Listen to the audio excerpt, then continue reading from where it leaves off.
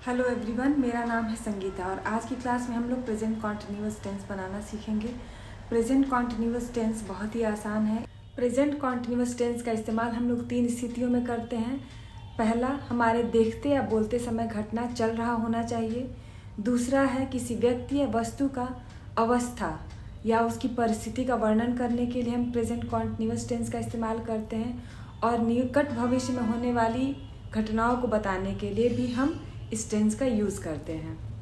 अभी तक आप लोगों ने पढ़ा होगा कि जहाँ भी रहा है, रही है, रहे हैं सेंटेंस में आएगा, वहाँ पे जब हम उसको ट्रांसलेट करते हैं तो प्रेजेंट कॉन्टिन्यूअस टेंस के नियम के अनुसार उसको बदला जाएगा। चलिए अब इसी बात को हम लोग और डिटेल में समझेंगे इस क्लास में।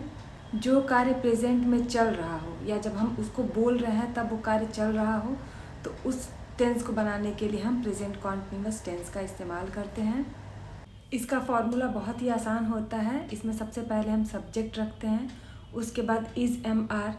पर्सन के अनुसार रखेंगे हम लोग, और उसके बाद वर्ब का बेस फॉर्म इस्तेमाल होता है और उसमें आई.एन.जी. लगता है। चलिए कुछ उदाहरण लेकर समझते हैं कि इस टेंस का स्ट्रक्चर किस प्रकार का होता है। नेक्स्ट स्लाइड में हम लोग कुछ उदाहरण देखते हैं। I am eating dinner right now. She is reading a book.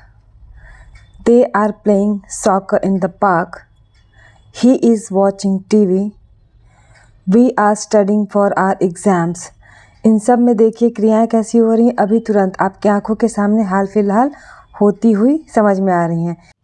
Present continuous tense में मात्र 3 हेल्पिंग वर्ब आते हैं। इज़, एम, आर वो पर्सन के अनुसार आते हैं, जिनको मैं एक पिक दे दूंगी जिससे आप लोग समझ जाएंगे कि किसके साथ कौन सा इस्तेमाल करना है।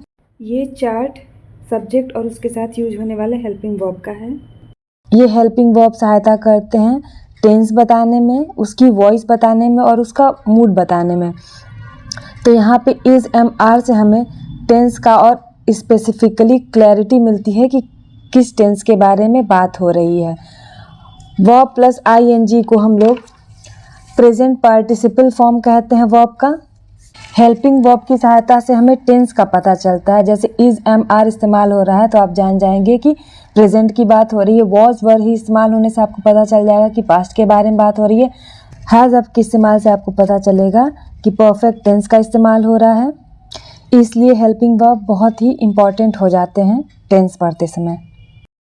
अब इन सेंटेंसेस को आप बहुत ही ध्यान से देखिए। I am eating dinner right now, यहाँ पर आई सब्जेक्ट है, एम हेल्पिंग वर्ब है, ईटिंग मेन वर्ब है और मेन वर्ब या वर्ब का बेस फॉर्म है जिसके साथ हम आई.एन.जी. का इस्तेमाल कर रहे हैं। उसके बाद हमारा रेस्ट ऑफ द सेंटेंस आता है। She is reading a book, is यहाँ पे हेल्पिंग वर्ब है एंड रीड एंड आई.एन.जी. यहाँ पे इस्तेमाल हुआ है। Are helping verb, play plus ING. Is helping verb, watch plus ING. Verb आ रहा है और उसके साथ आई.एन.जी. मतलब प्रेजेंट पार्टिसिपल फॉर्म का, वर्ब के प्रेजेंट पार्टिसिपल फॉर्म का यूज़ हो रहा है। It is raining outside, is helping verb है and raining present participle. I am typing a message, am helping verb and this is verbs 5th form. Verb का 5वां form जिसे कि हम प्रेजेंट पार्टिसिपल फॉर्म कहते हैं वो है। She is cooking dinner, is helping verb, cooking present participle form. The children are playing in the garden, are helping verb and playing present participle form. ये बार बार मैं प्रेजेंट पार्टिसिपल इसलिए कह रही हूँ कि अगर आप इस तरीके से याद रखेंगे, इस तरह से अगर ये दिमाग में बैठ जाएगा तो हमेशा आपके लिए आसानी रहेगी। एक बार फिर से ध्यान से समझिएगा। हेल्पिंग वर्ब मेन वर्ब की सहायता करता है सेंटेंस में डिटेल्स ऐड करने में कि क्या क्रिया हो चुकी है या हो रही है या बार बार होती है।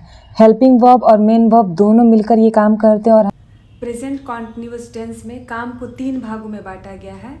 1 टाइम वाले काम, रेगुलर वाले काम और टाइम ड्यूरेशन वाले काम। 1 टाइम वाले काम को ही केवल हम प्रेजेंट कॉन्टिन्यूअस में बनाएंगे। रेगुलर बेसिस पे होने वाले कार्यों को हम प्रेजेंट इंडेफिनिट टेंस के अंतर्गत बनाते हैं और टाइम ड्यूरेशन में होने वाले कार्यों को हम प्रेजेंट परफेक्ट कॉन्टिन्यूअस में बनाते हैं। जब कोई कार्य हमारे बोलते समय ही चल रहा हो प्रेजेंट में और ये काम सिर्फ अभी कुछ समय चलेगा उसके बाद ख़त्म हो जाएगा, उसके लिए हम प्रेजेंट कॉन्टिन्यूअस टेंस का यूज करते हैं। यदि कोई आपके पास आकर आपके भाई के बारे में पूछे कि आपका भाई घर पर क्या कर रहा है, तो आप बोलेंगे ही इज़ स्टडिंग नाउ। ये एक टाइम होने वाला काम है क्योंकि वो अभी पढ़ रहा है और ये काम थोड़े समय बाद ख़त्म हो जाएगा। तो इसके लिए हम प्रेजेंट कॉन्टिन्यूअस टेंस का यूज़ कर रहे हैं। पर यही बात अगर वो रेगुलर बेसिस पे करता है, जैसे मान लीजिए आपका रिश्तेदार आकर आपसे पूछता है कि आपका भाई क्या कर रहा है इन दिनों दिल्ली में, तो वो पूछ रहा है कि रेगुलर बेसिस पे उसकी ज़िंदगी में अभी क्या चल रही, तो आप जवाब देते हैं ही स्टडीज़।